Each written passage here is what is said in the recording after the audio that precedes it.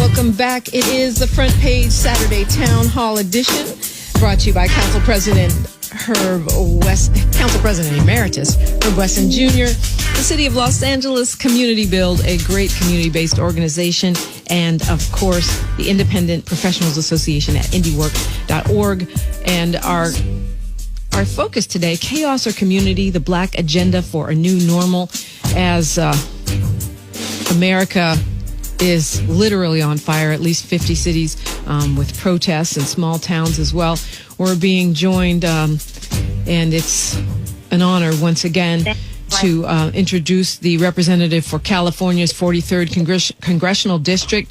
She is known as one of the most powerful women in American politics, Congresswoman Maxine Waters. Good morning. Good morning. Thank you so much for having me on this morning. It's a lot going on and a lot that we all need to talk about, think about, and do some planning about. So thank you. Appreciate you. Yeah, we appreciate you as well. Just looking at all of the things that are going on, we're talking about a big picture of an agenda. But, in the day-to-day right now, we're talking about the Army, military police being called into the state of Minnesota. We're seeing National Guard on the ground. It's an unprecedented thing, right? Well, yes, unprecedented, except for they called in the National Guard on us in Los Angeles, if you can, recall. You may be a little bit young. Yes. But, I wasn't here, but I read about it, yes. Okay. But let me just say this. And I know that it's going to have those who troll me and hate me, come after me as they do every day. But what we must be very, very aware of is this.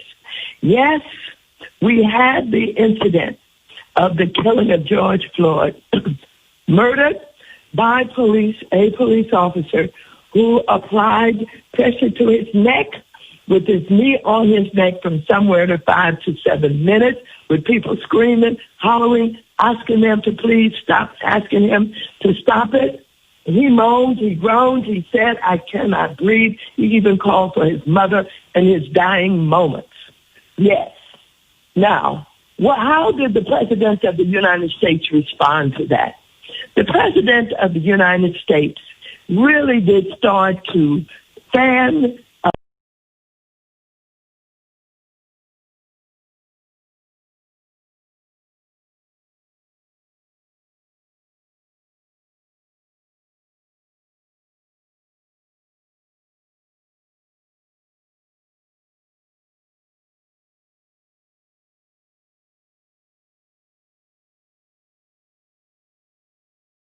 the flame of confrontation and of him being able to utilize the military to have his followers believe that he was going to save them from these rioting Black people.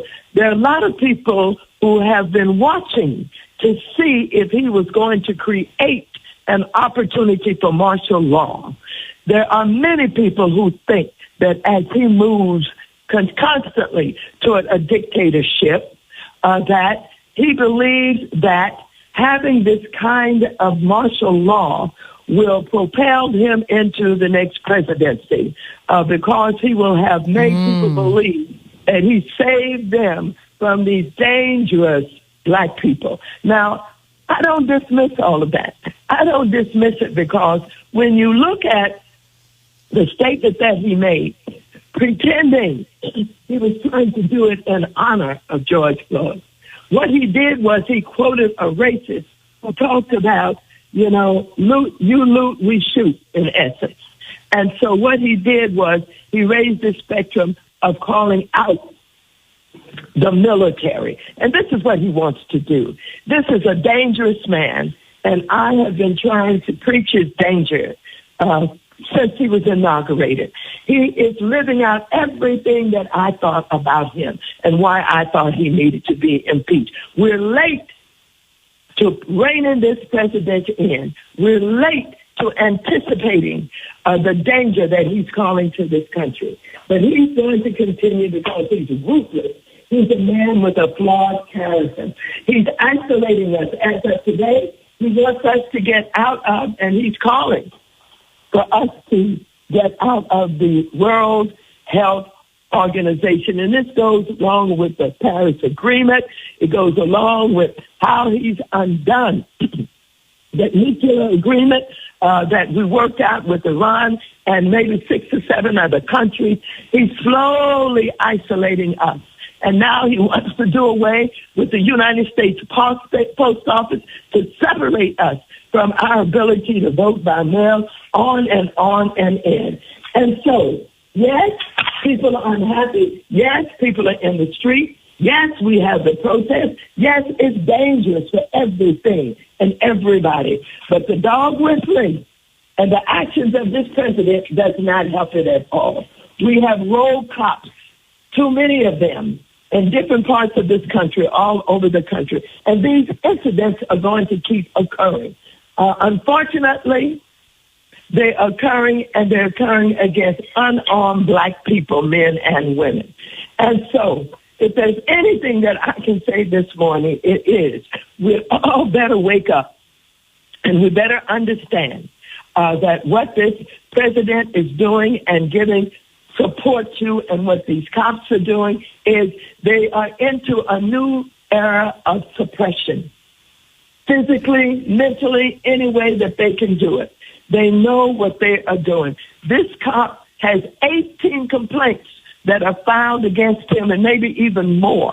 And so if this record and his record can unfold, it certainly appears that these complaints are complaints about people who have witnessed or experienced misappropriate behavior.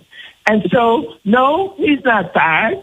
They don't fire them. They transfer them to another police department in another state oftentimes. But these road cops, these dangerous cops, are all over America in various police departments. And so I am so, upset about the fact that Floyd was on the ground calling for his mother. All I could see in hearing that, mothers all over this country visualizing their children being killed by the people that we pay to protect and serve, and thinking that this could happen to my child, my black male child in particular, and increasingly black women. And so what are we supposed to do? Are we supposed to sit quietly and say, let the Justice Department take care of it? We don't have a Justice Department that cares about us. We have a president who's appointed a sycophant who will do whatever he wants him to do. Barr is as dangerous as the President of the United States and will do everything that he can to protect the President of the United States. He's supposed to be the people's lawyer. He is not. And so I've come to the conclusion, America does not listen until you protest, until you make some noise. And even what has happened now with the arrest, I'm pleased about the young mayor up in Minneapolis who did a quick firing of the cops that were involved. But we had to keep protesting. So say that's not enough. And now they've come back with some indictments and so some charges. But yet they don't go far enough. But it is an effort to quiet the protest.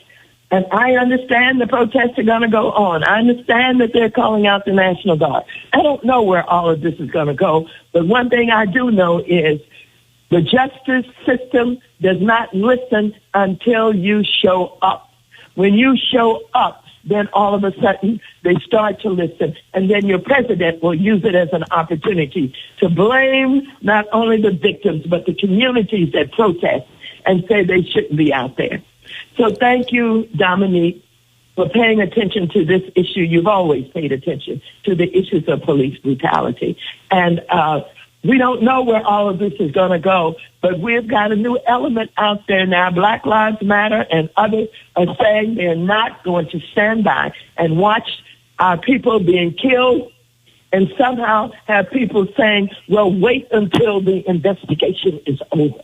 Please don't make noise. Don't protest. Don't be violent. Don't be looting. It's not about looting. It's not about none of that. We know that there are elements that will come in and take advantage of these kinds of opportunities, but it's not about that. And they should not divert our attention to that. They should say, well, those were some criminal acts that has nothing to do with that. These are not the people who really do care. And focus on the fact that you have another chokehold that has basically chokehold, with a different iteration of a chokehold with a knee on the neck. We know about this in Los Angeles. It was started here with Daryl Gates. We know about the black people who have been killed with the chokehold. We know what Daryl Gates said about it. Somehow, we're not normal. Our muscles don't react in the same way that we die when we're not supposed to die because of a chokehold. Well, Dominique, I could go on about this day and night. I put out a strong press release. I talked on some other television stations and radio stations. I'll be on MSNBC this evening, and I'll keep going. And I'll keep urging people to understand that let's take this moment and continue to get a commitment. It would be nice if we could get a commitment from the Attorney General, from Attorney Generals all over the country, from police chiefs all over the country, from legislatures all over the country, that there will be no more chokeholds, that there will be more transparency, that there will be more not being able to knowing what is on these body cameras that we put on because they block the information. And so keep going, keep working. We've got to keep working. We can't stop now. This is another sorry, unfortunate incident, but they will continue unless we continue to protest. Well, Congresswoman Maxine Waters, I mean, you are tireless. Reverend James Lawson was on just before you. He is tireless. So when I see people saying on Twitter and such that they're tired, well, I have no sympathy for that right now. Jamal Watkins is joining us. He's the Vice President of Civic Engagement at the NAACP, leading efforts to maximize African-American community participation and representation in our democracy. Good morning, Mr. Watkins. Good morning, Dominique. And, hearing from the Honorable Congresswoman, the NAACP, our President and CEO, Derek Johnson, and our leadership are very clear that this is not a moment for folks to stand down and be silent and be quiet. We see history repeating itself every single year in this country with the murders of black men and women at the hands of law enforcement.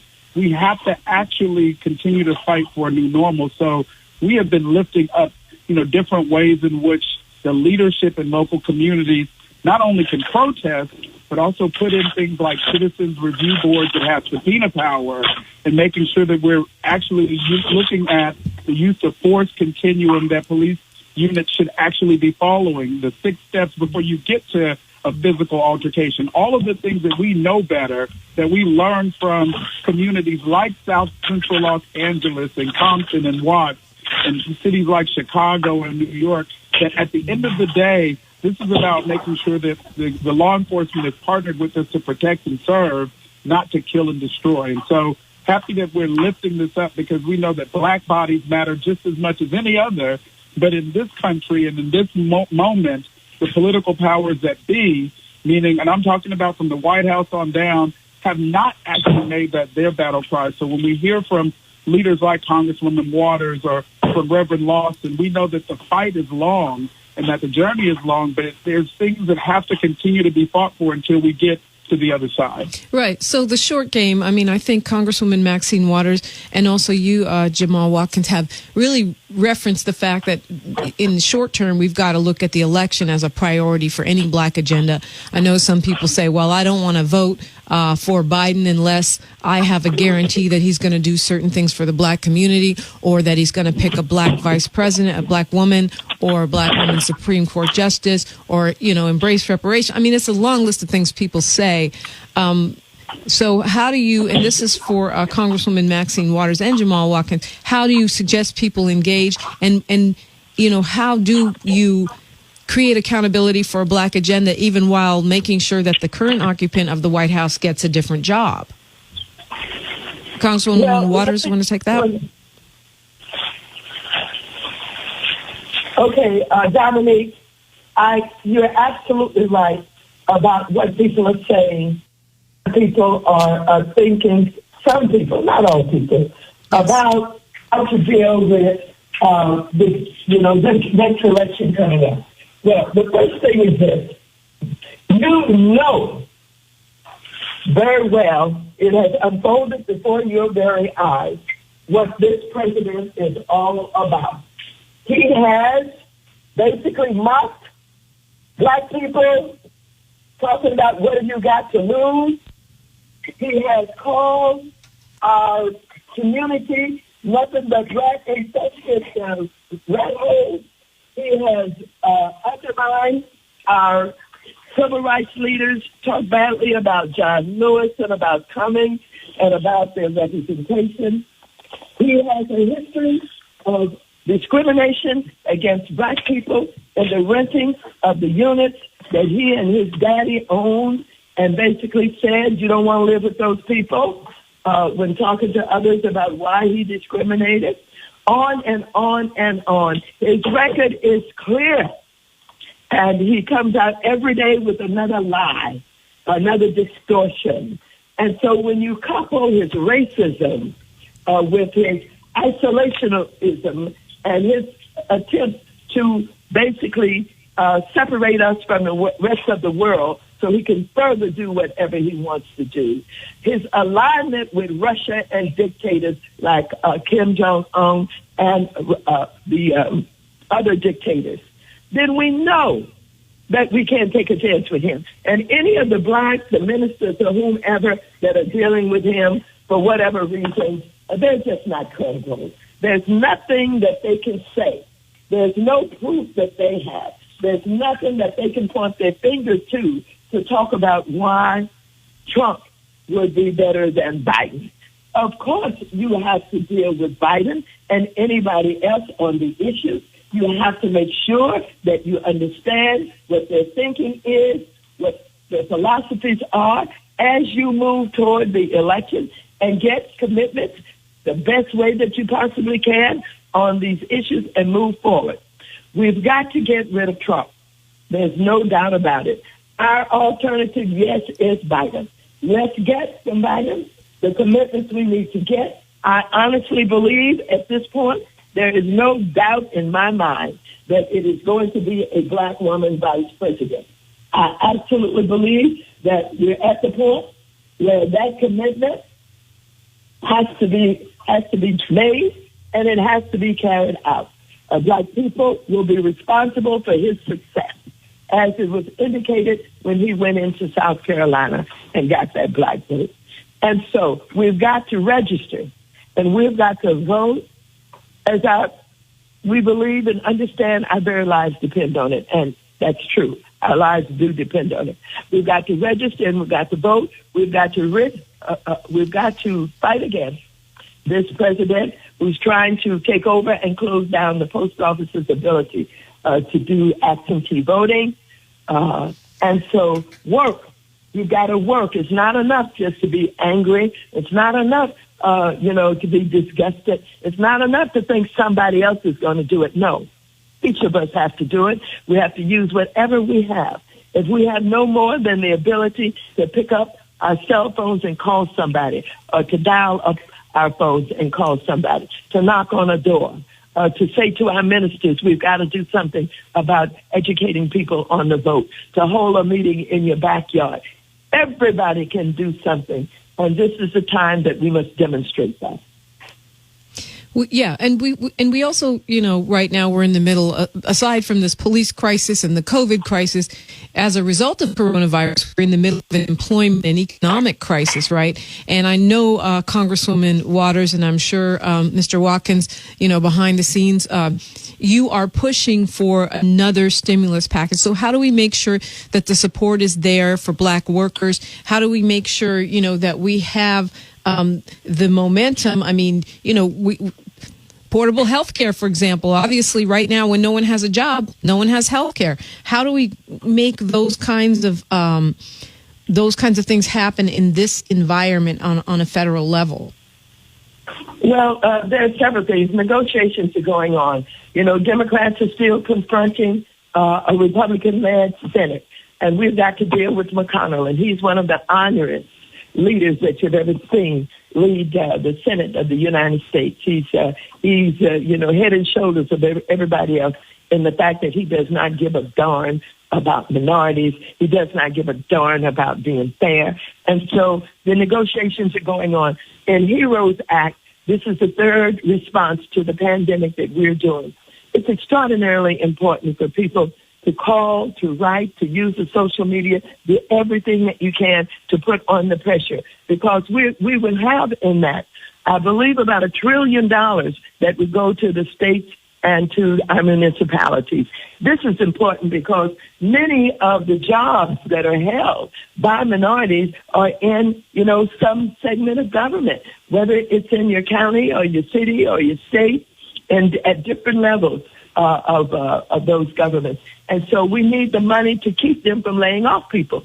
Cities and states have to balance their budgets. They can't do anything more than that. And so in balancing their budget, if they don't have the money, they have to start laying off people. So we want to make sure that our frontline people, that's why we call it heroes, our nurses, our doctors, our janitors, our delivery people, our grocery clerks, all of these people are being supported so they can stay in those jobs and not get laid off. And so we can have the resources that we need to provide the services. Yes, you're right. Jobs. That is extremely important, that we support the HEROES Act so that we can keep some jobs.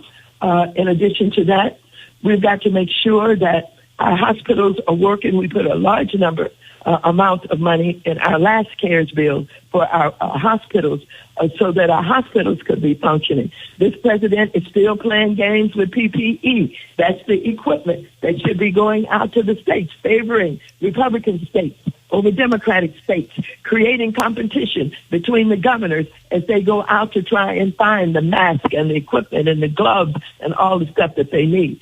And so put the pressure on. Call, write. Go on Facebook, Twitter, Instagram, everything. Blow it up with the information that we've got to have the HEROES bill passed.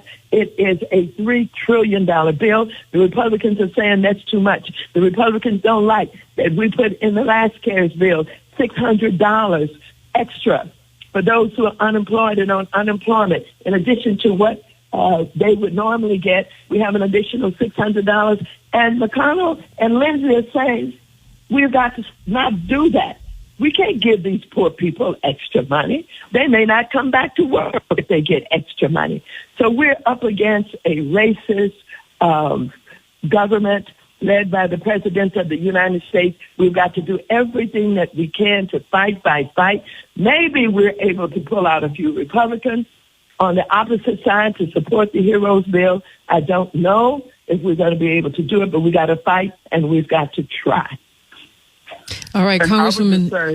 Don't forget, Dominique, in that bill, I've got $100 billion for the renters because I don't want people evicted. I don't want them put out on the street. I have $100 billion to support our renters and make sure our small landlords in particular get paid if they don't evict. And if that they have to wait 2 or 3 months before all of the system can get up, we're going to make those back payments if this HEROES bill passed. $100 billion in rental assistance, $75 billion in mortgage assistance for homeowners who can't make their notes. So this is extremely important. Thank you, Dominique. Thank you so much, Congresswoman Waters. We are up against the clock. Jamal Watkins, if you could just say what you were going to say quickly, and also how people can get involved. I know I have a friend who's volunteering with the NAACP to help make sure voters are registered. How can people get involved in that kind of thing?